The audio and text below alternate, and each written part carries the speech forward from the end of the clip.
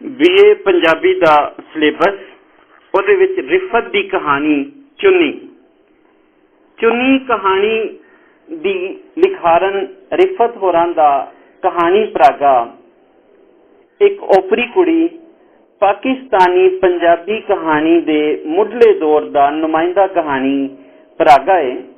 सवानियां विचों आपने कहानी दे हवाले नाल जिहड़ी जदीदियत ते नवांपन अपनी कहानी दे विच लिआंदा वो बातों नवें लिखण वालियां वास्ते एक संगे मील की हैसियत जिहड़ी है वो रखदा है। रिफत होरां दा कहानी परागा एक ओपरी कुड़ी छापे चढ़िया। इस तो मगरों आप दा कहानी परागा बत्ती वाला चौक आया। उहदे मगरों आप दा आखिरी कहानी परागा अमृत निवास जिहड़ा है वो छापे चढ़िया। आप दे कुल 3 कहानी परागे जिहड़े ने वो छप चुके ने। इस तो वक्त आपने नावल भी पंजाबी विच लिखे। साडा मौजू कहानी है उन्हां दी कहानी चुन्नी। चुन्नी जिहड़ी पंजाब वासियां दी जिहड़ी है वो पछाण भी है और पंजाब दियां जिहड़ियां मुटियारां ने पंजाब दियां जिहड़ियां सवानियां ने वो चुन्नी नाल सिर कजदियां ने। किसी वड्डे दे सामने वो सिर नंगा रखना अपनी शान नहीं समझदियां। इस तरह अपने आप नूं ढक के रखना अपने आप नूं छुपा के रखना तहजीब दा एक हिस्सा समझिया जांदा है। रिफत होरां ने किवें इस चुन्नी नूं वरतिया और किवें इस कहानी नूं बयानिया वो असी नाल नाल देखांगे। कहानी की जिहड़ी मरकजी किरदार है वो पिंडों शहर विच आई हुई है और उत्थे शहर के जीवन नूं किवें वो वेखदी है ते फिर शहर के जीवन ने उहदे उत्ते की असरात छड्डे ने। यह सारा इस कहानी का मौजू है और कहानी कारा जिहड़ी है वो किवें बयान करदी है कहानी नूं असीं उहदा मुढ़ देखने आ। मैनू पता हुंदा जिस सिरों डिग्गी चुन्नी इंज उहदे गले विच परोगनी है ते मैं इस घड़ी आवन तो पहला ही उहदे वल खोल के उहदा सिर गज दिंदी। पर मैं तुहानूं किंज दस्सां जे उहने मैनू कदी मौका ही नहीं सी दिता जे मैं वल खोल दियां। पहला लफ्ज़ जिहड़ा औखा है परोगनी यानी कि हार वांगू जिवें असीं कोई चीज़ परोने आ उस तरह परो देना। वल जिहड़े ने वट जिहड़े ने उहदे विच जिहड़े वट पै जांदे ने और वल जिहड़े पै जांदे ने चुन्नी नूं और इहदे विच कहानीकारां ने बड़े ढुकवें अंदाज नाल और तह दर तह मीनिंग्स रखदे होया बयान कीता है कि वल जिहड़े ने वो ना सिर्फ चुन्नी नूं पए ने सगों इंसानी किरदार इंसानी हस्ती दे विच भी जिहड़े ने इंसानी शख्सियत दे विच भी जिहड़े वल ने वो भी ते फिर जिहड़ियां यादां दे विच ने जिहड़े ख्याल दे विच ने जिहड़े तसव्वुर दे विच ने वो वल भी ने। ते वो वल जिहड़ा खोल के उहने सिर नहीं सी कज्जिया उहदे नाल उहदी की जिहड़ी हयाती दे रंग बदले वो भी वेखांगे असीं। यह गल भी ठीक है जे मैं ते वो इकट्ठे इस शहर विच आए सां। हुण असीं इत्थे एक देखदे हां कि जिहड़ा कहानी बयान कर रहा है ते ओहदे वो भी दस रहा है कि मैं ते वो इकट्ठे इस शहर विच आए सां। मैनू चंगी तरह याद है गड्डी चढ़न तो पहलों बेंच के परले पासे लैंप दे आले कोल खलो के अम्मा ने मैनू दुध ते घर की इज्जत का वास्ता दे के शहर की जिंदगी तो पल्ला बचा के रखन दी नसीहतां कीतियां सन कि शहर की जिंदगी दे विच नहीं गवाच जाना। जिवें कि असलम कौलसरी होरां ने लिखिया सी शहर में आकर पढ़ने वाले भूल गए किसकी माँ ने कितना जेवर बेचा था। अपनी हयाती नूं अपने मकसद नूं सब तो जिहड़ा है वो मुख रखना है। पहला मकसद जिहड़ा है वो तुहाडा शहर विच आउण दा की है वो सामने रखना जरूरी है। मैनू माँ ने दुध ते घर की इज्जत का वास्ता दे के शहर की जिंदगी तो पल्ला बचा के रखन दी नसीहतां कीतियां सन ते उन्हां दी गल जिवें पल पल मेरे कन्नां विच बोलदी रहिंदी है। माँ दा किहड़ा मकालमा सी वो अगे असीं पढ़ांगे। इस तो पहले यह जरा वेख लवो कि माँ का जिहड़ा मुकालमा है वो साडे समाज की अकासी है वो साडे आले दुआले की अकासी है। उहदे विच पूरा समाज भी नज़र आंदा है समाज की सोच भी नज़र आंदी है समाज का पिछोकड़ भी नज़र आंदा है। धीए वेख टके हुए सिर का बड़ा मान हुंदा है। इंज जापदा जिवें कुड़ी ने सारे घर की इज्जत का भार चुकिया होवे। यह चुन्नी कोई माड़ी जी चुन्नी नहीं ਇਹਨੂੰ ਐਡੀ ਬੇਮਾਲੂਮੀ ਸ਼ੈ ਨਾ ਜਾਣੀ। ਇਹ ਗੱਲ ਯਾਦ ਰੱਖੀ, ਜੇ ਸਿਰੋਂ ਡਿੱਗੀ ਚੁੰਨੀ ਤੇ ਗਲਮੇ ਦੇ ਬੀੜੇ ਦੀ ਤੋੜ ਛੱਡਦੇ ਨੇ, ਕਿ ਸਿਰੋਂ ਡਿੱਗੀ ਚੁੰਨੀ ਜਿਹੜੀ ਹੈ ਤੇ ਗਲਮੇ ਦੇ ਬੀੜੇ ਵੀ ਤੋੜ ਛੱਡਦੇ ਹੁੰਦੇ ਨੇ। ਕਿਉਂ ਕਹਿੰਦੇ ਸਾਰੀ ਇੱਜ਼ਤ ਜਿਹੜੇ ਹੈ, ਸਾਰਾ ਭਰਮ ਜਿਹੜਾ ਹੈ, ਸਾਰਾ ਮਾਨ ਜਿਹੜਾ ਹੈ ਉਹ ਮੁੱਕ ਜਾਂਦਾ ਹੈ ਜੇ ਇਨਸਾਨ ਆਪਣੇ ਸਿਰ ਦੀ ਚੁੰਨੀ ਲਾ ਦੇਵੇ। ਯਾਨੀ ਔਰਤ ਜਿਹੜੀ ਸਿਰ ਦੀ ਚੁੰਨੀ ਲਾ ਦੇਵੇ ਤੇ ਕਹਿੰਦੇ ਕਿ ਉਹਦਾ ਮਾਨ, ਉਹਦੀ ਇੱਜ਼ਤ, ਉਹਦੀ ਮਰਿਆਦਾ ਉਹ ਸਭ ਜਿਹੜੀ ਖਤਮ ਹੋ ਜਾਂਦੀ ਹੈ। ਇੱਕ ਮਾਂ ਜਿਹੜੀ ਆਪਣੀ ਧੀ ਨੂੰ ਕਿਵੇਂ ਸਮਝਾ ਰਹੀ ਹੈ। ਗੱਡੀ ਦੀ ਚੀਖ ਨੇੜੇ ਆ ਗਈ ਤੇ ਮਾਂ ਨੇ ਛੇਤੀ ਨਾਲ ਆਪਣੇ ਕੰਮ ਦੇ ਗਰਮ ਹੱਥਾਂ ਨਾਲ ਮੇਰੇ ਵਾਲ ਚੰਗੀ ਤਰ੍ਹਾਂ ਕੰਨਾਂ ਮਗਰ ਕੁੰਝੇ, ਮੈਨੂੰ ਗਲ ਲਾ ਕੇ ਪਿਆਰ ਕੀਤਾ ਤੇ ਮੇਰੀ ਗੁਲਾਬੀ ਚੁੰਨੀ ਨਾਲ ਮੇਰਾ ਸਿਰ ਚੰਗੀ ਤਰ੍ਹਾਂ ਕੱਜ ਦਿੱਤਾ। ਮੈਂ ਪਿਆਰ ਦੀ ਇਸ ਨਵੇਕਲੀ ਠੰਡ ਦੇ ਸਾਹਮਣੇ ਸਿਰ ਨੀਵਾਂ ਪਾ ਕੇ ਅੱਖਾਂ ਮੀਟ ਲਈਆਂ ਤੇ ਗੱਡੀ ਦੀ ਬਾਰੀ ਵਿੱਚੋਂ ਜਦ ਮੈਂ ਗਿੱਲੀਆਂ ਅੱਖਾਂ ਨਾਲ ਮਾਂ ਵੱਲ ਤੱਕਿਆ, ਉਹਦੀਆਂ ਅੱਖਾਂ ਵਿੱਚ ਕੰਬਦੇ ਅਥਰੂ ਮੈਨੂੰ ਠੱਲਾਂ ਮਾਰਦੇ ਸਮੁੰਦਰ ਤੇ ਡੋਲਦੀ ਨਿੱਕੀ ਜਿਹੀ ਬੇੜੀ ਮਾਲੂਮ ਹੋਈ। ਠੱਲਾਂ ਮਾਰਦੇ ਯਾਨੀ ਕਿ ਐਸਾ ਸਮੁੰਦਰ ਜਿਹਦੇ ਤੂਫਾਨ ਆ ਗਿਆ, ਯਾਨੀ ਬਹੁਤ ਜ਼ਿਆਦਾ ਜਿਹੜਾ ਹੈ ਉਤਾਰ ਚੜਾਓ ਹੈ, ਉਹਦੇ ਵਿੱਚ ਛੱਲਾਂ ਮਾਰ ਰਿਹਾ ਪਾਣੀ, ਯਾਨੀ ਕਿ ਬਹੁਤ ਜ਼ਿਆਦਾ ਆਂਸੂ ਨੇ। ਨਿੱਕੀ ਜਿਹੀ ਬੇੜੀ ਕਹਿੰਦੇ ਨੇ ਕਸ਼ਤੀ ਨੂੰ, ਨਵੇਕਲੀ ਕਹਿੰਦੇ ਨੇ ਨਵੇਂ ਨੂੰ। ਸਿਰ ਨਿਵਾਂ ਪਾ ਕੇ ਯਾਨੀ ਸਿਰ ਨਿਉਂ ਕੇ, ਅੱਖਾਂ ਮੀਟ ਕੇ, ਅੱਖਾਂ ਬੰਦ ਕਰਕੇ, ਉਹਦੀਆਂ ਅੱਖਾਂ ਵਿੱਚ ਕੰਬਦੇ ਅਥਰੂ ਮੈਨੂੰ ਠੱਲਾਂ ਮਾਰਦੇ ਸਮੁੰਦਰ ਤੇ ਡੋਲਦੀ ਨਿੱਕੀ ਜਿਹੀ ਬੇੜੀ ਮਾਲੂਮ ਹੋਏ, ਜਿਹਦੇ ਵਿੱਚ ਘਰ ਦੀ ਇੱਜ਼ਤ, ਆਪਣੀ ਲਾਜ ਤੇ ਪਿੰਡ ਦੇ ਮਾਨ ਦਾ ਭਾਰ ਲੱਦਿਆ ਹੋਵੇ, ਚੁੱਕਿਆ ਹੋਵੇ, ਯਾਨੀ ਕਿ ਉਹ ਪੂਰਾ ਲੱਦਿਆ ਹੋਵੇ, ਯਾਨੀ ਕਿ ਉਹਦੇ ਉੱਤੇ ਪਾਇਆ ਹੋਵੇ, ਉਹਦੇ ਉੱਤੇ ਰੱਖਿਆ ਹੋਵੇ, ਉਹਦੇ ਉੱਤੇ ਲਾਦ ਦਿੱਤਾ ਜਾਵੇ। ਤੇ ਫਿਰ ਜਿਵੇਂ ਚੁੱਪ ਚੁਪੀਤੇ ਇਸ ਬੇੜੀ ਵਿੱਚ ਬਹਿ ਗਈ, ਮਾਂ ਨੂੰ ਆਖ ਵੀ ਨਾ ਸਕੀ, ਜੇ ਤੁਸੀਂ ਫਿਕਰ ਨਾ ਕਰੋ, ਮੈਂ ਇਸ ਬੇੜੀ ਨੂੰ ਦੂਜੇ ਕੰਢੇ ਲੈ ਜਾਵਾਂਗੀ। ਬੇੜੀ ਕਸ਼ਤੀ ਨੂੰ ਕਹਿੰਦੇ ਨੇ, ਪਹਿਲੇ ਵੀ ਦੱਸਦਾ, ਬਾਰ-ਬਾਰ ਲਫ਼ਜ਼ ਆ ਰਿਹਾ, ਇਸ ਲਈ ਕਨਫਿਊਜ਼ ਨਾ ਹੋਵੋ। ਖਰੇ ਉਹ ਅਥਰੂ ਮੇਰੀ ਮਾਂ ਦੀ ਗੱਲ ਤੇ ਡਿੱਗ ਕੇ ਟੁੱਟ ਗਿਆ ਜਾਂ ਉਹਨੇ ਆਪਣੀ ਰੇਸ਼ਮੀ ਚਾਦਰ ਵਿੱਚ ਸਾਂਭ ਲਿਆ, ਪਰ ਮੇਰੀਆਂ ਨਜ਼ਰਾਂ ਵਿੱਚ ਉਹ ਅਥਰੂ ਹੁਣ ਵੀ ਕੰਬਦਾ ਹੈ ਪਿਆ। ਅਥਰੂ ਹੰਝੂ ਨੂੰ ਕਹਿੰਦੇ ਨੇ, ਆਂਸੂ ਨੂੰ ਕਹਿੰਦੇ ਨੇ। ਮੈਨੂੰ ਪਤਾ ਹੈ ਜੇ ਤੁਹਾਨੂੰ ਸਿਰਫ ਮਰੀਅਮ ਦੀ ਕਹਾਣੀ ਚਾਹੀਦੀ ਹੈ। ਹੁਣ ਅਸੀਂ ਇੱਥੇ ਕਹਾਣੀਕਾਰਾ ਜਿਹੜੀ ਦੱਸਦੀ ਹੈ ਸਾਨੂੰ, ਉਸ ਕਹਾਣੀ ਦਾ ਮਰਕਜ਼ੀ ਕਿਰਦਾਰ ਦਾ ਜਿਹੜਾ ਨਾਂ ਹੈ, ਉਹਦਾ ਨਾਂ ਹੈ ਮਰੀਅਮ, ਪਰ ਉਹਦੀ ਕਹਾਣੀ ਵਿੱਚ ਮੇਰਾ ਨਾਮ ਵੀ ਤੇ ਆਉਂਦਾ ਹੈ। ਫਿਰ ਤੁਸੀਂ ਜਾਣਦੇ ਹੋ ਉਹ ਤੇ ਮੈਂ ਇਕੱਠੀਆਂ ਹੀ ਇਸ ਸ਼ਹਿਰ ਆਈਆਂ ਸਾਂ। ਇਹ ਗੱਲ ਵੀ ਠੀਕ ਹੈ, ਉਹ ਫਿਰ ਮੈਨੂੰ ਛੱਡ ਕੇ ਸੁਰਈਆ ਦੇ ਕਮਰੇ ਵਿੱਚ ਟੁੱਟ ਗਈ ਸੀ। ਨਹੀਂ, ਉਹਦੇ ਨਾਲ ਮੇਰੀ ਲੜਾਈ ਨਹੀਂ ਸੀ ਹੋਈ। ਇਹ ਗੱਲ ਵੀ ਸੁਣ ਲਓ, ਇੱਕ ਸ਼ਾਮ ਉਹ ਮੇਰੇ ਕਮਰੇ ਵਿੱਚ ਆਈ ਤੇ ਮਗਰ ਦੂਜੀਆਂ ਕੁੜੀਆਂ ਵੀ ਸਨ, ਹੱਸਦੀਆਂ, ਗੁੜਕਦੀਆਂ, ਮੁਸਕਰਾਉਂਦੀਆਂ, ਉੱਚੀ ਜਿਹੜੇ ਨੇ ਉਹ ਹਾਸੇ ਛੱਡਦੀਆਂ, ਮੁਬਾਰਕਾਂ ਦਿੰਦੀਆਂ, ਵਧਾਈਆਂ ਦਿੰਦੀਆਂ, ਕੰਗ੍ਰੈਚੁਲੇਸ਼ਨਸ ਦਿੰਦੀਆਂ। ਉਹ ਆਪੋਂ ਤੇ ਖੁਸ਼ੀ ਨਾਲ ਚੱਲੀ ਹੋਈ ਪਈ ਸੀ, ਪਾਗਲ ਹੋਈ ਪਈ ਸੀ। ਯਾਨੀ ਉਹਦੇ ਨਾਲ ਕੁਝ ਵਾਪਰੀ ਸੀ, ਕੁਝ ਉਹਦੇ ਜਿਹੜੇ ਜਜ਼ਬਾਤ ਸਨ ਉਹ ਆਮ ਨਹੀਂ ਸਨ, ਉਹ ਹੱਦੋਂ ਵੱਧ ਜਿਹੜੇ ਨੇ ਉਹ ਉਛਲ ਰਹੀ ਸੀ, ਉਹ ਹੱਦੋਂ ਵੱਧ ਖੁਸ਼ ਸੀ। ਮੈਂ ਤੱਕਿਆ, ਮੈਂ ਵੇਖਿਆ, ਤੱਕਿਆ ਮਤਲਬ ਵੇਖਿਆ, ਤੇ ਮੇਰਾ ਸਾਹ ਜਿਵੇਂ ਡੱਕਤਾ ਯਾਨੀ ਰੁਕ ਗਿਆ। ਉਹਦੇ ਲੰਮੇ ਤੇ ਸੌਣ ਦੀ ਕਾਲੀ ਰਾਤ ਵਾਂਗ ਚਮਕਦੇ ਕਾਲੇ ਵਾਲ, ਜਿਨ੍ਹਾਂ ਤੇ ਬੜਾ ਪਿਆਰਾ ਸ਼ੇਰ ਆਖਣ ਤੇ ਜੀ ਕਰਦਾ ਸੀ, ਹੁਣ ਇੱਕ ਓਛੀ ਆਵਾਜ਼ ਦਾ ਬੋਲ ਬਣ ਗਏ ਸਨ। ਯਾਨੀ ਉਹ ਜਿਹੜਾ ਲੰਮੇ ਵਾਲਾਂ ਨੂੰ ਵੇਖ ਕੇ ਤੂੰ ਜਦ ਗਲ ਤੇ ਵਾਲ ਖਿਲਾਰੇ ਹੋਣਗੇ, ਸੂਰਜ ਦੀ ਤੇ ਜਾਨ ਨਿਕਲ ਗਈ ਹੋਵੇਗੀ। ਇੱਕ ਪਿਆਰਾ ਸ਼ੇਰ ਕਹਿੰਦਾ, ਇਹੋ ਜਿਹਾ ਕੋਈ ਸ਼ੇਰ ਆਖਣ ਤੇ ਦਿਲ ਕਰਦਾ ਸੀ, ਪਰ ਇੱਕ ਓਛੀ ਆਵਾਜ਼ ਦਾ ਬੋਲ ਬਣ, ਓਛੀ ਯਾਨੀ ਬਹੁਤ ਹੀ ਭੈੜੀ, ਓਛੀ ਜੀ ਯਾਨੀ ਘਟੀਆ ਜੀ। ਭੈੜੀਏ, ਇਹ ਕੀ ਕੀਤਾ ਜੀ?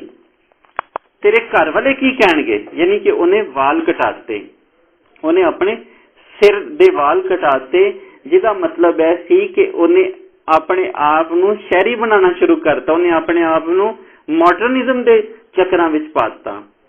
ਅੱਜ ਵੀ ਸਾਡੇ ਪਿੰਡਾਂ ਥਾਵਾਂ ਤੋਂ ਜਿਹੜੇ ਲੋਕ ਸ਼ਹਿਰਾਂ ਵਿੱਚ ਆ ਵਸਦੇ ਨੇ, ਤੇ ਉਹਨਾਂ ਦਾ ਸਭ ਤੋਂ ਪਹਿਲਾਂ ਹੀ ਤਰੀਕਾ ਵਾਰਦਾਤ ਇਹ ਹੁੰਦਾ ਕਿ ਇੱਥੋਂ ਦੇ ਆ ਕੇ ਇੱਥੋਂ ਦੇ ਰੀਤ ਰਿਵਾਜ ਜਿਹੜੇ ਨੇ ਉਹ ਕਰ ਲਿੱਤੇ ਜਾਣ। ਤੁਸੀਂ ਵੇਖਿਆ ਹੋਏਗਾ ਆਪਣੇ ਆਲੇ ਦੁਆਲੇ ਕਿ ਜਵਾਨੀ ਦੇ ਵਿੱਚ ਜਿਹੜੀਆਂ ਕੁੜੀਆਂ ਜਾਂ ਜਿਹੜੇ ਮੁੰਡੇ ਉਹ ਰਿਬੈਲੀਅਨ ਐਕਟੀਵਿਟੀਜ਼ ਕਰ ਰਹੇ ਹੁੰਦੇ ਨੇ, ਯਾਨੀ ਕਿ ਆਪਣੇ ਸਮਾਜ ਤੋਂ ਬਿਲਕੁਲ ਉਲਟ ਜਾ ਰਹੇ ਹੁੰਦੇ ਨੇ। ਸਰਦੀਆਂ 'ਚ ਗਰਮੀਆਂ ਵਾਲੇ ਕੱਪੜੇ ਪਾਏ ਹੋਣਗੇ, ਗਰਮੀਆਂ 'ਚ ਸਰਦੀਆਂ ਵਾਲੇ ਕੱਪੜੇ ਪਾਏ ਹੋਣਗੇ, ਤੇ ਫਿਰ ਆਪਣੇ ਆਪ ਨੂੰ ਨੁਮਾਇਆਂ ਕਰਨਾ, ਇਹ ਜਜ਼ਬਾਤੀ ਨਫਸਿਆਤੀ ਇੱਕ ਵੇਲਾ ਆਉਂਦਾ ਹੈ ਹਰ ਇਨਸਾਨ ਤੇ। ਅਗਰ ਉਹਨੂੰ ਸਿੱਧੇ ਰਸਤੇ ਵਾਲਾ ਕੋਈ ਦੱਸਣ ਵਾਲਾ ਨਾ ਮਿਲੇ ਤੇ ਫਿਰ ਉਹ ਉਸੇ ਨੂੰ ਆਪਣੀ ਮੰਜ਼ਿਲ ਸਮਝ ਲੈਂਦਾ ਹੈ। ਔਰ ਇਹਨੂੰ ਵੀ ਆਪਣੇ ਆਪ ਨੂੰ ਸਮਾਜ ਦੇ ਵਿਰੋਧ ਦੇ ਵਿੱਚ, ਸਮਾਜ ਦੇ ਖਿਲਾਫ ਚੱਲਦਿਆਂ ਹੋਇਆਂ, ਜਿਵੇਂ ਉਸਨੇ ਦੇਖਿਆ ਕਿ ਆਪਣੇ ਪਿੰਡ ਦੀ ਰੀਤ ਰਿਵਾਜ ਨੂੰ ਉਹਨੇ ਕਿਹਾ ਕਿ ਉਹ ਭੈੜੀਆਂ ਨੇ। ਨਵਾਂ ਜਵਾਨ ਹੁੰਦਾ ਜਿਹੜਾ ਬਾਲ ਹੈ 14 ਤੋਂ ਲੈ ਕੇ 25 ਸਾਲ ਦੀ ਉਮਰ ਤੱਕ, ਉਹਦੇ ਅੰਦਰ ਜਿਹੜੀਆਂ ਨਫਸੀਆਤੀ ਤਬਦੀਲੀਆਂ ਆ ਰਹੀਆਂ ਹੁੰਦੀਆਂ, ਉਹਦੇ ਵਿੱਚ ਸਭ ਤੋਂ ਵੱਡੀ ਤਬਦੀਲੀ ਹੁੰਦੀ ਉਹ ਸਮਾਜ ਦੇ ਉਲਟ ਚੱਲਣਾ ਚਾਹੁੰਦਾ ਹੈ। ਉਹ ਸਮਾਜ ਦੇ ਉਹ ਕੰਮ ਨਹੀਂ ਕਰਨਾ ਚਾਹੁੰਦਾ ਜਿਹੜੀ ਰੀਤਾਂ ਰਵਾਇਤਾਂ ਨਾਲ ਹੈ। ਸਿਰਫ ਇਹਦੇ ਵਿੱਚ ਕੋਈ ਵਜ੍ਹਾ ਨਹੀਂ ਹੁੰਦੀ। ਤੁਸੀਂ ਵੇਖਿਆ ਹੋਏਗਾ ਕਿ ਜਿਵੇਂ ਹੀ ਹਾਲਾਤ ਜਿਹੜੇ ਨੇ 25 ਸਾਲ ਤੋਂ 10 ਸਾਲ ਅੱਗੇ ਵੱਧਦੇ ਨੇ ਤੇ ਉਹੀ ਖਵਾਤੀਨ, ਉਹੀ ਸਵਾਣੀਆਂ ਜਿਹੜੀਆਂ ਮਾਡਰਨ ਤੋਂ ਮਾਡਰਨ ਬਣਨ ਦੀ ਯਤਨ ਵਿੱਚ ਆਪਣਾ ਸਭ ਕੁਝ ਗਵਾ ਦਿੰਦੀਆਂ ਨੇ, ਉਹਨਾਂ ਨੇ ਬੁਕਲ ਮਾਰੀ ਹੁੰਦੀ ਹੈ। ਉਹਨਾਂ ਦੇ ਹਾਲਾਤ ਜਿਹੜੇ ਨੇ ਉਹ ਬਦਲ ਚੁੱਕੇ ਹੁੰਦੇ ਨੇ। ਇਹੀ ਜਿਹੜੇ ਹਾਲਾਤ ਨੇ, ਇਹੀ ਜਿਹੜੀ ਸੋਚ ਹੈ, ਉਹਨਾਂ ਨੂੰ 10 ਸਾਲ 12 ਸਾਲ ਬਾਅਦ ਆਉਂਦੀ ਹੈ। ਪਰ ਇਹੀ ਹਕੀਕਤ ਹੈ। ਤੁਸੀਂ ਵੇਖਿਆ ਹੋਏਗਾ ਮੁੰਡੇ ਵੀ ਯਾਨੀ 16-17 ਸਾਲ ਦੀ ਉਮਰ ਹੋਈ ਤਾਂ ਉਹਨਾਂ ਨੇ ਪੈਂਟਾਂ ਪਾੜ ਲਈਆਂ ਆਪਣੀਆਂ, ਆਪਣੇ ਪੈਂਟ ਨੂੰ ਟੁੱਕ ਲਾ ਲਏ ਤੇ ਸ਼ਰਟਾਂ ਜਿਹੜੀਆਂ ਨੇ ਅੱਧੀਆਂ ਦੀਆਂ ਪਾਉਣਾ ਸ਼ੁਰੂ ਕਰ ਦਿੱਤਾ ਵਗੈਰਾ ਵਗੈਰਾ।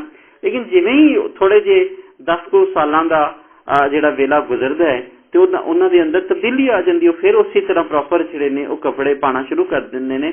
ਉਹਨਾਂ 'ਚ ਕੁਝ ਲੋਕ ਹੀ ਜਿਹੜੇ ਨੇ ਉਹ ਰੁਕ ਜਾਂਦੇ ਨੇ ਉਸੇ ਥਾਂ ਤੇ, ਜਿਨ੍ਹਾਂ ਦੇ ਨਫਸੀਆਤੀ ਤੌਰ ਤੇ ਗਰੋਥ ਨਹੀਂ ਹੁੰਦੀ। ਅਗਰ ਇਸ ਗਰੋਥ ਨੂੰ ਘਰ ਵਾਲੇ, ਉਸਤਾਦ ਜਾਂ ਉਹਨਾਂ ਦੇ ਵੱਡੇ ਜਿਹੜੇ ਨੇ ਉਹ ਵੇਖਣ ਔਰ ਉਹਨਾਂ ਨੂੰ ਸਿੱਧੇ ਰਸਤੇ ਤੇ ਪਾ ਦੇਣ, ਉਹਨਾਂ ਨੂੰ ਥੋੜਾ ਜਿਹਾ ਵਰਬਲੀ ਸਮਝਾਉਣ ਦੀ ਲੋੜ ਹੁੰਦੀ ਹੈ। ਔਰ ਇਸ ਨਫਸੀਆਤੀ ਜਿਹੜਾ ਵੇਲਾ ਹੁੰਦਾ ਇਹਦੇ ਵਿੱਚ ਜੇ ਤੁਸੀਂ ਬਾਲ ਨੂੰ ਰੋਕੋਗੇ, ਡਕੋਗੇ, ਉਸੇ ਤਰ੍ਹਾਂ ਕਿ ਜਿਵੇਂ ਬਹੁਤ ਜ਼ਿਆਦਾ ਤਾਕਤਵਰ ਤੁਸੀਂ ਸਪਰਿੰਗ ਨੂੰ ਦਬਾ ਕੇ ਰੱਖੋਗੇ, ਜਿਵੇਂ ਤੁਸੀਂ ਹਲਕਾ ਜਿਹਾ ਢਿੱਲਾ ਛੱਡਿਆ ਉਹ ਸਪਰਿੰਗ ਉਛਲ ਕੇ ਤੁਹਾਡੇ ਤੋਂ ਦੂਰ ਚਲਾ ਜਾਏਗਾ। ਇਹਦਾ ਫਿਰ ਰਿਐਕਸ਼ਨ ਇੰਝ ਵੀ ਆ ਜਾਂਦਾ। ਇਸ ਲਈ ਉਹਨਾਂ ਨੂੰ ਨਵੀਂ ਨਸਲ ਨੂੰ ਨਾਲ ਜੋੜ ਕੇ ਨਫਸੀਆਤੀ ਤੌਰ ਤੇ ਉਹਨਾਂ ਨੂੰ ਸਮਝ ਕੇ ਨਾਲ ਲੈ ਕੇ ਤੁਰਨ ਦੀ ਲੋੜ ਹੈ। ਕਹਾਣੀ ਵੱਲ ਆਉਂਦੇ ਹਾਂ। ਭੈੜੀਏ ਇਹ ਕੀ ਕੀਤਾ ਈ, ਤੇਰੇ ਘਰ ਵਾਲੇ ਕੀ ਕਹਿਣਗੇ? ਗੱਲ ਸੁਣ, ਮੈਂ ਕੋਈ ਤੇਰੇ ਵਾਂਗ ਬਦਕਿਸਮਤ ਨਹੀਂ ਹਾਂ। ਜੇ ਵੱਡੇ ਭੈਣ ਭਰਾਵਾਂ ਦੇ ਮਗਰ ਟੁਰਾਂ, ਤੈਨੂੰ ਨਹੀਂ ਪਤਾ ਮੈਂ ਆਪਣੇ ਘਰ ਦਾ ਪਹਿਲਾ ਬੱਚਾ ਵਾਂ ਜਿਹੜਾ ਕਾਲਜ ਆਇਆ ਹੈ। ਯਾਨੀ ਕਿ ਉਹ ਆਪਣੇ ਆਪ ਨੂੰ ਐਸੀ ਗੱਲ ਨੂੰ ਬਹੁਤ ਵੱਡਾ ਸਮਝ ਰਹੀ ਹੈ ਕਿ ਮੈਂ ਕਾਲਜ ਵਿੱਚ ਆ ਗਈ ਹਾਂ, ਮੇਰੇ ਪਰ ਕੁਤਰੇ ਗਏ ਨੇ ਜਾਂ ਪਰ ਨਵੇਂ ਲੱਗ ਗਏ ਨੇ। ਉਹ ਇਸ ਚੀਜ਼ ਨੂੰ ਨਹੀਂ ਸਮਝ ਰਹੀ। ਫਿਰ ਤੈਨੂੰ ਇਹ ਵੀ ਦੱਸ ਦਿਆਂ, ਜੇ ਮੈਂ ਇੱਥੇ ਕਿਤਾਬਾਂ ਦਾ ਕੀੜਾ ਬਣਨ ਨਹੀਂ ਆਈ, ਮੈਂ ਜ਼ਿੰਦਗੀ ਦੀ ਇਸ ਖੇਡ ਨੂੰ ਦੂਰੋਂ ਖਲੋ ਕੇ ਨਹੀਂ ਵੇਖਣਾ ਚਾਹੁੰਦੀ। ਮੇਰਾ ਜੀ ਤੇ ਆਪੋ ਵੀ ਬਾਜ਼ੀ ਲਾਉਣ ਤੇ ਕਰਦਾ ਹੈ। ਆਖਿਰ ਇਹ ਕੁੜੀਆਂ ਸਾਡੇ ਤੋਂ ਬਹੁਤੀਆਂ ਸੋਹਣੀਆਂ ਨਹੀਂ। ਇਹ ਹੁੰਦਾ ਇਨਫੀਰੀਓਰਿਟੀ ਕੰਪਲੈਕਸ, ਇਹ ਹੁੰਦਾ ਅਹਿਸਾਸੇ ਕਮਤਰੀ, ਇਹ ਹੁੰਦਾ ਆਪਣੇ ਆਪ ਨੂੰ ਹੀਣਾ ਸਮਝਣਾ, ਆਪਣੇ ਆਪ ਨੂੰ ਘਟੀਆ ਸਮਝਣਾ। ਔਰ ਫਿਰ ਇਹਦੇ ਵਿੱਚ ਜ਼ਿਆਦਾਤਰ ਜਿਹੜੇ ਨੇ ਅਗਰ ਤੁਸੀਂ ਮਜ਼ਾਫਾਤ ਦੇ ਇਲਾਕਿਆਂ ਵਿੱਚੋਂ ਇੱਥੇ ਆਏ ਹੋ ਜਾਂ ਤੁਸੀਂ ਇੱਥੋਂ ਉੱਧਰ ਜਾਓਗੇ, ਤੁਹਾਡੇ ਅੰਦਰ ਦੀ ਖੁਦ ਬਖੁਦ ਸੋਚ, ਸ਼ਹਿਰ ਵਾਲਿਆਂ ਨੂੰ ਕੋਈ ਮੁਸੀਬਤ ਨਹੀਂ ਹੁੰਦੀ ਕਿ ਉਹ ਕਿਸੇ ਨੂੰ ਘਟੀਆ ਸਮਝੇ ਜਾਂ ਉਹਨੂੰ ਸੋਚੇ, ਪਰ ਉਹਨਾਂ ਦੀ ਆਪਣੇ ਅੰਦਰ ਦਾ ਜਿਹੜਾ ਖਾਲੀਪਨ ਹੈ, ਆਪਣੇ ਅੰਦਰ ਦਾ ਜਿਹੜਾ ਹਿਨਾਪਣਾ ਹੈ, ਉਸ ਨੂੰ ਉਹ ਇਹ ਸਮਝਦੇ ਨੇ ਕਿ ਸ਼ਾਇਦ ਅਸੀਂ ਜ਼ਿਆਦਾ ਤੋਂ ਜ਼ਿਆਦਾ ਆਪਣੇ ਆਪ ਨੂੰ ਫੈਸ਼ਨੇਬਲ ਬਣਾ ਕੇ ਤੇ ਅਸੀਂ ਇਹਦੇ ਨਾਲ ਰਲ ਜਾਵਾਂਗੇ। ਇਹ ਕਦੀ ਵੀ ਨਹੀਂ ਹੁੰਦਾ ਕਿ ਤੁਸੀਂ ਕਿਸੇ ਨਾਲ ਇਸ ਤਰ੍ਹਾਂ ਆਪਣੇ ਆਪ ਨੂੰ ਅਹਿਸਾਸੇ ਕਮਤਰੀ ਜਾਂ ਅਹਿਸਾਸੇ ਬਰਤਰੀ ਦੇ ਵਿੱਚ ਲਿਜਾ ਕੇ ਉਹਦਾ ਤੁਸੀਂ ਮੁਕਾਬਲਾ ਕਰ ਸਕੋ। ਔਰ ਤੁਹਾਡੀ ਆਪਣੀ ਪਛਾਣ ਜਿਹੜੀ ਹੈ ਉਹ ਮੁੱਕ ਜਾਂਦੀ ਹੈ। ਜਿਵੇਂ ਤੁਸੀਂ ਸੁਣਿਆ ਹੋਵੇਗਾ ਕਿ ਕਵਾ ਹੰਸ ਦੀ ਚਾਲ ਟੁਰੇ ਤੇ ਉਹ ਆਪਣੀ ਵੀ ਚਾਲ ਗਵਾ ਦਿੰਦਾ, ਫਿਰ ਉਹਦੀ ਕੋਈ ਪਛਾਣ ਨਹੀਂ ਹੁੰਦੀ। ਇੱਕ ਬਹੁਤ ਹੀ ਖੂਬਸੂਰਤ ਸ਼ੇਰ ਇੱਥੇ ਯਾਦ ਆ ਰਿਹਾ, ਜਿਹੜਾ ਪਿੰਡਾਂ ਤੇ ਸ਼ਹਿਰਾਂ ਦੀ ਹਯਾਤੀ ਦੇ ਹਵਾਲੇ ਨਾਲ ਹੈ ਕਿ ਉਹ ਸ਼ਾਇਦ ਕਹਿੰਦਾ ਹੈ ਕਿ ਚੰਗਾ ਏ ਪੜ੍ਹ ਲਿਖ ਕੇ ਮੁੰਡੇ ਟੁਰ ਜਾਂਦੇ ਨੇ ਸ਼ਹਿਰਾਂ ਨੂੰ, ਚੰਗਾ ਏ ਪੜ੍ਹ ਲਿਖ ਕੇ ਮੁੰਡੇ ਟੁਰ ਜਾਂਦੇ ਨੇ ਸ਼ਹਿਰਾਂ ਨੂੰ, ਪਿੰਡਾਂ ਦੇ ਵਸ ਵਿੱਚ ਨਹੀਂ ਹੁੰਦਾ ਰੱਖਣਾ ਇਹਨਾਂ ਜ਼ਹਿਰਾਂ ਨੂੰ। ਹੁਣ ਇੱਥੇ ਤੁਸੀਂ ਮੁੰਡਿਆਂ ਦੀ ਥਾਂ ਕੁੜੀਆਂ ਲਾ ਲਓ, ਕੋਈ ਵੀ ਇਨਸਾਨ ਜਿਹੜਾ ਹੈ ਉਹ ਲਾ ਲਓ, ਉਹ ਇਸੇ ਤਰ੍ਹਾਂ ਹੀ ਹੈ ਕਿ ਉਹ ਆਪਣੇ ਅੰਦਰ ਹੀ ਜਿਹੜਾ ਹੀਨਾਪਨ ਨੇ, ਆਪਣੇ ਅੰਦਰ ਜਿਹੜਾ ਘਟੀਆਪਨ ਨੇ, ਅਹਿਸਾਸੇ ਕਮਤਰੀ ਨੂੰ ਜਿਹੜਾ ਜਨਮ ਦੇ ਰਿਹਾ, ਉਹ ਤੁਹਾਨੂੰ ਕਈ ਬਿਮਾਰੀਆਂ ਵਾਲੇ ਪਾਸੇ ਲੈ ਜਾਂਦਾ ਹੈ। ਔਰ ਫਿਰ ਤੁਸੀਂ ਸੋਚ ਹੀ ਨਹੀਂ ਸਕਦੇ ਤੁਸੀਂ ਗਵਾ ਕੀ ਰਹੇ ਹੋ। ਸਾਡੇ ਨਾਲੋਂ ਬਹੁਤੀਆਂ ਪੜ੍ਹੀਆਂ ਵੀ ਨਹੀਂ, ਤੇ ਫਿਰ ਸਾਨੂੰ ਕਿਹੜੇ ਡਾਕਟਰ ਦੱਸਿਆ ਹੈ ਅਸੀਂ ਫਰਿਸ਼ਤੇ ਬਣ ਕੇ ਰਹੀਏ? ਮੈਂ ਤੈਨੂੰ ਕਦੋਂ ਆਖਿਆ ਜੇ ਮੈਨੂੰ ਫਰਿਸ਼ਤੇ ਲੱਗਦੇ ਨੇ? ਮੈਂ ਤੇ ਆਖਨੀਆਂ ਰੇਤ ਦੇ ਟਿੱਬਿਆਂ ਤੇ ਬਹਿ ਕੇ ਪੱਲੇ ਸਾਰਿਆਂ ਦੇ ਸੁੱਕੇ ਰਹਿੰਦੇ ਨੇ। ਕਹਿੰਦਾ ਰੇਤ ਦੇ ਟਿੱਬਿਆਂ ਤੇ ਨਾ ਬਹਿ, मजा तो समुद्र के कंढे बह के हुशियार बाश होने विच है। ते मैं चाहनी हाँ जे तू भी कोई बाजी लाने तो पहला गल चेते रखें, जे इत्थे ते लोकी आबे जमजम विच भी चिक्कड़ घोल देंदे ने। हुण अपने आप नूं खुद तसल्लियां देण वास्ते, खुद तशफियां देण वास्ते वो लोकां दे उत्ते उंगलां चुकन लग पई है, कहंदी नहीं वो इंजे वो इंजे इंजे। जदों इंसान अंदरों खोखला हुंदा है ते फिर वो लोकां नूं बुरा कह के अपने आप नूं तसल्ली देण, सारे इंज दे ने, सारे भैड़े ने। तू कोई धोखा ना खा बवी मरिया। मैं उन्होंने सीधे सवाल दिता, हुण सहेली ओदी उन्हें वाजिया तौर पर कहता, कहते धोखा ना खाई, क्योंकि दुनिया दे विच धोखे बेतहाशा ने, फरेब बेतहाशा ने, बेवफाई बेतहाशा है। कहता कि वो धोखे ना तू खा बैठी, जिहड़े उत्तों सोहणे लग रहे ने, उत्तों जिहड़े चंगे लग रहे ने, अंदरों क्रोध मारे ने, अंदरों उन्हां कोलों क्रेत आंदी है। ते अपने दोवें मोंडे उच्चे करके बोली, ते मेरी गल भी चेते रख लै, अज तो मैनू तू कोई नसीहत ना करी। तुसीं वेखिआ नफसियाती तौर ते पिछे तुहानूं समझाया कि जदों तुसीं नसीहत करोगे तो तुहाडे तो वध तुसीं उहदे दुश्मन कोई नहीं होएगा। कहना कि तुसीं बहुत वड्डे दुश्मन बन जाओगे जे तुसीं 16 ते 25 साल की उम्र विच किसी नूं नसीहत कर दोगे। वो कहेगा कि नहीं, या कहेगी कि नहीं यह तो है ही भैड़ा है, इहदे ते जवानी आई नहीं, इहदे ते सोच आई नहीं है, इहनूं मेरा दुश्मन है। ते हुण मैनूं कदी मरिया भी ना आखी, अपना नाम ही भुल जाता इंसान। सब तो पहले अपनी पछाण से भुल गई, अपना नाम भी हुण भुलना चाह रही है। फिर वो शीशे अगे खलो के वाल संवारदी वेखदी हुई बोली, जरा इधर तकी ना, तेरा किवें जी करदा हुण मैनूं मरिया आखण ते। शीशा भी झूठ बोलता है और शीशा ही झूठ बोलता है। दूजे दिन उस सरैया के कमरे में टुर गई। मैं समझ गया बेचारी हयाती दे उस कवल्ले मोड़ ते, कवल्ला कहंदे ने उलट पुठा बरक्स मोड़ ते आन खलोती है, जिथे मरिया दा चोला ला के मैरी दा स्कर्ट पान की तैयारी करनी है। नहीं, उन्हें कभी भी जी दुनिया तो नहीं सी चुकिया, सगों ओदी कोशिश इहो ही हुंदी सी जे जी भर के इस दुनिया नूं वेखे।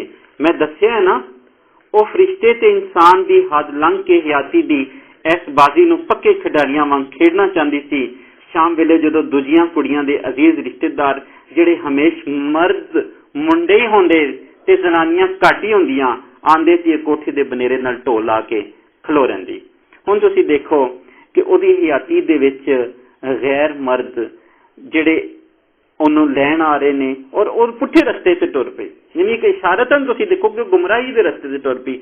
शहर विच उसनूं पढ़न लई भेजा गया सी, पर वो पढ़ाई का काम छड्ड के अपने आप नूं गलत पासे लाती और गुमराही का शिकार जिहड़ी हो जाती है। और फिर जिहड़ा उन्होंने सही रस्ते दी दस पाएगा, उस तो उहदा वड्डा दुश्मन कोई नहीं हो सकता। असीं हुण कहानी भी पढ़ांगे, क्योंकि कहानी काफ़ी थोड़ी जी लंबी है, नाल नाल डिस्कशन थोड़ी घट करने। हूँ शेखियां ते अड्डी मारदी है, पर मिलन जिहड़ा आंदा सू भैड़ी जी साइकिल वाला, कदी कदी ले आउंदा सू नान कबाब।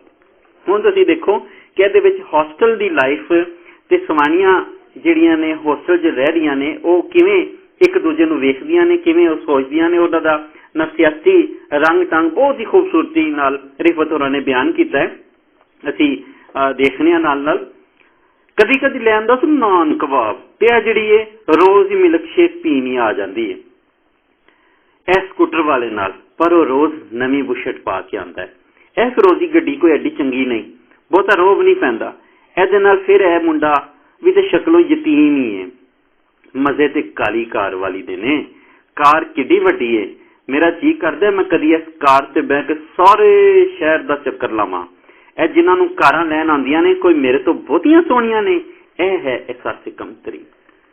पहलों यह होया कि वो उन्हां कुड़ियां कोलों दूर दूर रहिंदी, उंज उन्हां दी दे मेकअप ते फैशनां दी रीस जरूर करदी, सरैया नाल फिल्मां वेखण ते जांदी रहिंदी सी।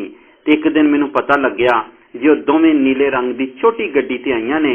मैनूं बड़ा दुख लगा, ते फिर पता लगा वो कार वाला उहदा कजन बन गया है ते अक्सर फिल्म तो मगरों छड्डण आंदा है। एक दिन की गल है, मैं अनारकली दी रहमत मार्केट दीआं पौड़ियां चढ़ रही सां, जे अगे मरियम खलोती दिसी। ਤੇ ਮੈਨੂੰ ਮਾਂ ਦੀ ਗੱਲ ਸੱਚੀ ਜਾਪੀ, ਜੇ ਚੁੰਨੀ ਕੋਈ ਮਾੜੀ ਜਿਹੀ ਸ਼ੈ ਨਹੀਂ, ਜੇ ਚੁੰਨੀ ਕੋਈ ਮਾੜੀ ਜਿਹੀ ਸ਼ੈ ਨਹੀਂ ਕਹਾਣੀ ਦਾ ਤੱਤ ਏ। ਤੇ ਮੈਂ ਸੋਚਿਆ ਮੋਢਿਆਂ ਤੇ ਡਿੱਗੀ ਇਹ ਚੁੰਨੀ ਜੇ ਕਦੀ ਕੁੰਡ ਬਣ ਕੇ ਉਹਦੇ ਮੁਖ ਦਾ ਸਿਹਰਾ ਬਣੀ ਹੁੰਦੀ ਤੇ ਅੱਜ ਉਹਦੀ ਛਾਂ ਹੇਠ ਖਲੋ ਕੇ ਮੈਂ ਉਹਨੂੰ ਪੁੱਛਦੀ, ਸੁਣਾ ਸਾਡੇ ਭਾਈਆ ਜੀ ਦਾ ਕੀ ਹਾਲ ਏ, ਘਰ ਬਾਰ ਤੇ ਠੀਕ ਹੈ ਨਾ, ਤੇ ਸੁਣਾ ਫਿਰ ਸੱਸ ਨਨਾਣ ਤੇ ਚੰਗੀ ਤਰ੍ਹਾਂ ਰਹਿੰਦੀਆਂ ਨੇ। ਅਸੀਂ ਦੋਵੇਂ ਹੱਸ ਪੈਂਦੀਆਂ, ਉਹਦੀਆਂ ਅੱਖਾਂ ਵਿੱਚ ਗ੍ਰਸਤੀ ਦੀ ਠੰਡੀ ਛਾਂ ਦੇ ਪਰਛਾਵੇਂ ਹੱਸਦੀ ਵਸਦੀ ਹਯਾਤੀ ਦੀ ਪੂਰਮਪੂਰ ਕਹਾਣੀ ਸੁਣਾ ਦਿੰਦੇ। ਪੂਰਮਪੂਰ ਯਾਨੀ ਮੁਕੰਮਲ ਕਹਾਣੀ, ਸਾਰੀ ਕਹਾਣੀ। ਪਰ ਹੁਣ ਉਹਨੂੰ ਵੇਖ ਕੇ ਮੈਂ ਨਜ਼ਰਾਂ ਨੀਵੀਆਂ ਪਾ ਲਈਆਂ। ਮੇਰਾ ਜੀ ਕੀਤਾ ਮੈਂ ਮੁੜ ਜਾਵਾਂ, ਜੇ ਉਹ ਭੈੜੀ ਪੈਣ ਦੀ ਬਜਾਏ ਬੜੀ ਹਿੰਮਤ ਕਰਕੇ ਮੇਰੇ ਵੱਲ ਆ ਗਈ। ਤੂੰ ਅੱਜ ਕਿਸ ਤਰ੍ਹਾਂ ਆ ਗਈ ਹੈ, ਇੱਧਰ ਆ, ਤੂੰ ਕਦੀ ਆਰਫ ਨੂੰ ਨਹੀਂ ਵੇਖਿਆ, ਤੇਰਾ ਤੇ ਮੈਂ ਪੂਰਾ ਤਾਰਫ ਕਰਾ ਦਿੱਤਾ ਹੋਇਆ ਹੈ, ਆ ਨਾ ਤੂੰ ਵੀ ਉਹਦੇ ਨਾਲ ਕੋਈ ਗੱਲ ਕਰ। ਇਹ ਮੈਂ ਆਰਫ ਬੜੇ ਮੁਖਲਿਸ ਤੇ ਹਮਦਰਦ ਇਨਸਾਨ, ਸਾਰੇ ਸ਼ਹਿਰ ਦੇ ਰਸਾਲਿਆਂ ਵਾਲਿਆਂ ਨਾਲ ਬੜੀ ਪੱਕੀ ਦੋਸਤੀ ਨੇ, ਆਪੋ ਵੀ ਮੰਨੇ ਹੋਏ ਨੇ। ਖੈਰ ਜੀ ਇਹ ਚੱਲੀ ਤੇ ਐਵੇਂ ਤਾਰਫ ਲੰਮਾ ਕਰਦੀ ਜਾਂਦੀ ਹੈ।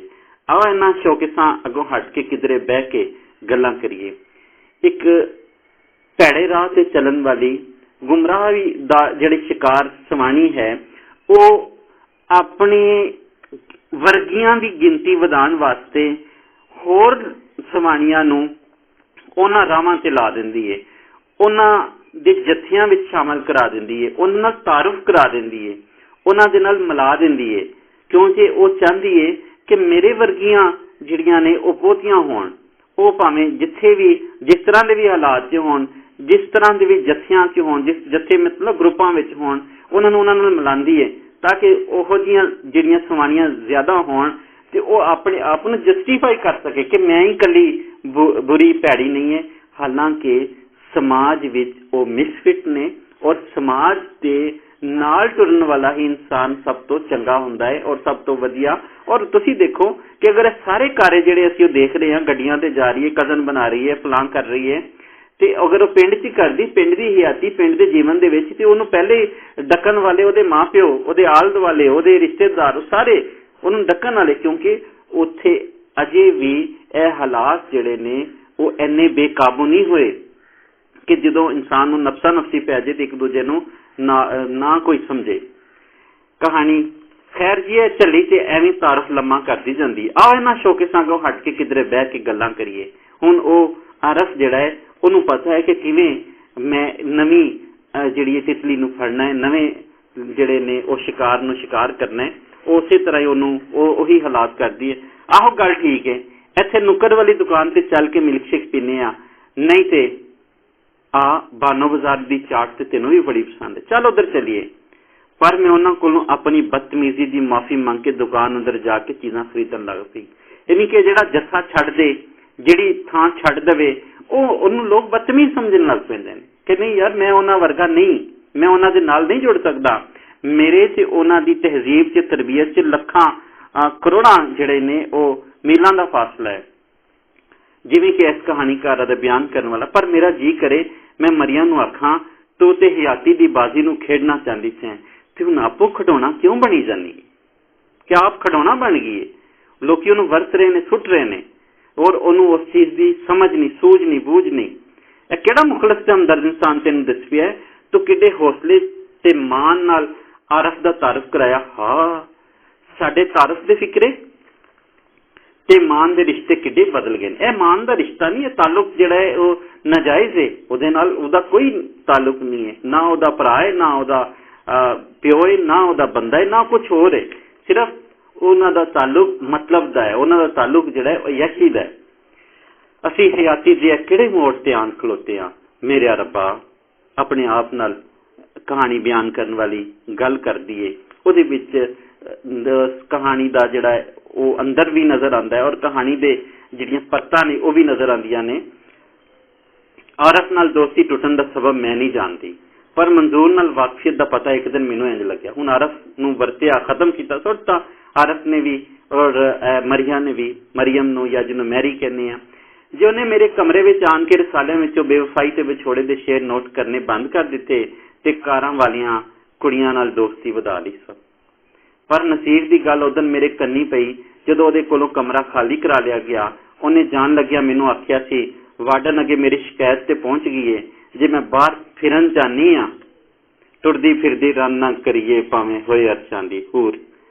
पर वार्डन दी शिकायत किथे कीती जाए, जिहड़ी रात नूं किसे ना किसे कुड़ी कोल लम्मी पै के बारजी बारदत ते क्रिस्टन कैलर दियां आम बीतियां पढ़दी है। ते पर तू हुण की सोचिया है इस बदी दी भी तू हाली थकी नहीं, हुण की करेंगी? मैं रहन दा बंदोबस्त कर लिया है ते पढ़न लई भी होर थां दाखला मिल गया है, पर मैं बाहर दी दुनिया कोल अखां मीट के किताब दा कीड़ा नहीं बनना चाहती। सच्ची बाहर किड्डी सोहनी हयाती है, गाउंदी हसदी नचदी प्यार करदी हयाती। ओ जान लगी ते मैं फिर आखिया, वेख भुल्ली ना फिर, वेख भुल्ली ना फिर।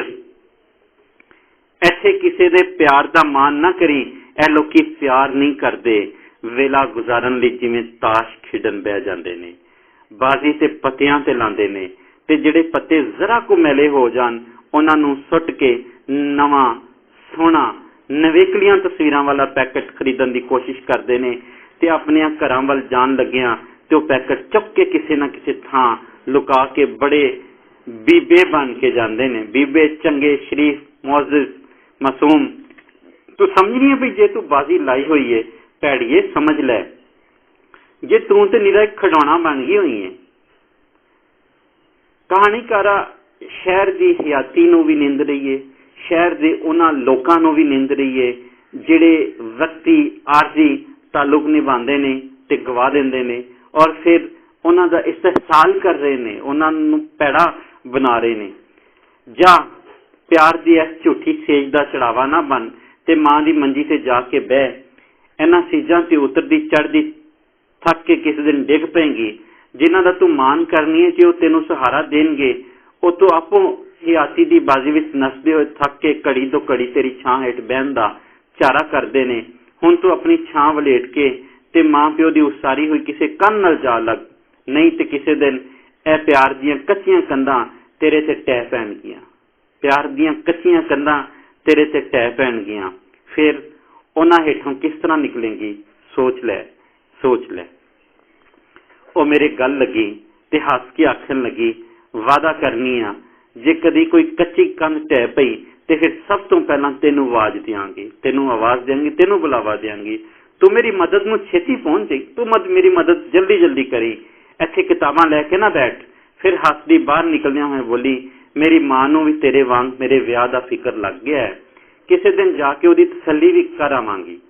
इस गल नूं किन्ना चिर हो गया, मैं उन्हें एक दिन मोंडियां ते चिट्टी कश्मीरी शाल लई वेखिया, मलमल दे बरी कुर्ते उत्ते चुनिया होया दुपट्टा गले विच पा के टुरी जांदी सी, कोट भी पाया सासू, ते हुण एक दिन बगैर बावां दी कमीज विच वेखिया जिहदे गिरेबान विच कोई बटन नहीं सी। उन्हें ते अपना वादा पूरा कर लिया जी। पक्की कंध डिगन तो पहला ही दवाई पा के मैनू आवाजां दित्तियां, पर मैं ते एक गल पई सोचनी आ, मैं ओहदी की मदद करां, मैं ओहदी की मदद करां। तुसीं सब लोग हैरान जे एडे सब कुछ जानदे बुझदे दौर विच भी ਉਹ ਕਿਹੜੀ ਆਮਨ वाली बदनामी तो खौफ खा गई। मैनू यह गल क्यों लिखी सू, जे मैं ताश दी गड्डी बन गई हाँ, ताश दी गड्डी बन गई हाँ जिहदे ते चंगे बंदे बाजी नहीं लांदे, हथ मैले हो जाण दा डर हुंदा है। मेरी मां ने मैनू नवीं डब्बे विच पा के एक शोकेस विच सजाना चाहया सी। हुण उहनूं अपनी मां दी गल याद आंदी है, अपने हालात याद आंदे ने, अपना वेला याद आंदा है।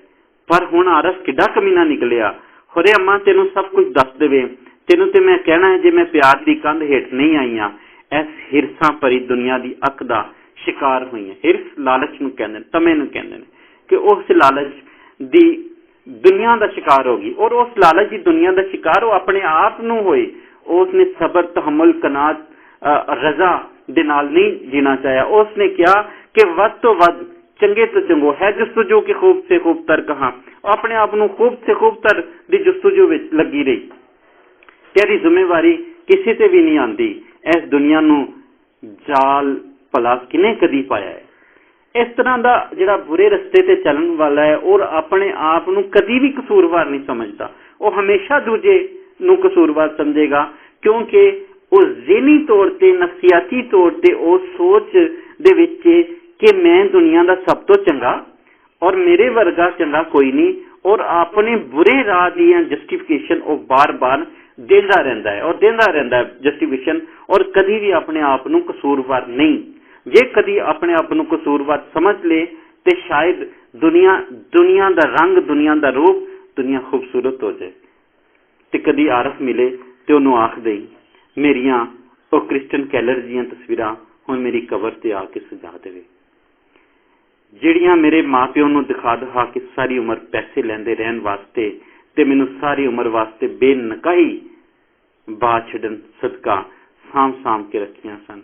उन्होंने आख दई उन्हां सारियां तस्वीरां दा मुल चुका दिता ही, तुसी उहदी सारी कहानी समझ गए हो, पर मैं ते आखनी है तुसी हुण पहले फिक्रे ते आओ कि उन्हें जिहड़ा चुन्नी जिहड़ा हार अपने गल च पाई सी, असल विच उन्हें खुदकुशी कर ली सी, उन्हें अपने आप नूं मुका लिया सी। कहानी दे अखीर ते एक शेर डॉक्टर यूनुस सहकर दा तुहानूं दसांगा, सुनावांगा, उहदे च पूरी कहानी दा जिहड़ा है वो वेरवा भी मिल जाता है। थोड़ियां चंद सतरां ने, जो चुन्नी दी हैसियत पहचान लैंदी ते कदी अज नौबत ना आंदी, जिस सिरों लथ के ओहदे गले दुआले वलेटी होंदी, मेरा ते हुण भी जी करदा है, मेरा ते हुण भी जी करदा है पिया मैं इस चुन्नी ओहदे गले दुआलों खोल के ओहदे इन्हां खुलियां वालां ते हार खा के विगड़ी हुई शक्ल ते पा दियां, पर की करा चुन्नी दे वल खोल के सिर ते देण दी इजाजत ना कदी उन्हें मैनूं दित्ती सी ते ना अज तुहाडा कानून मैनूं हथ लावन दी इजाजत देंदा है। यानी उहदी बेराह रवी उहनूं मौत तक ले आई।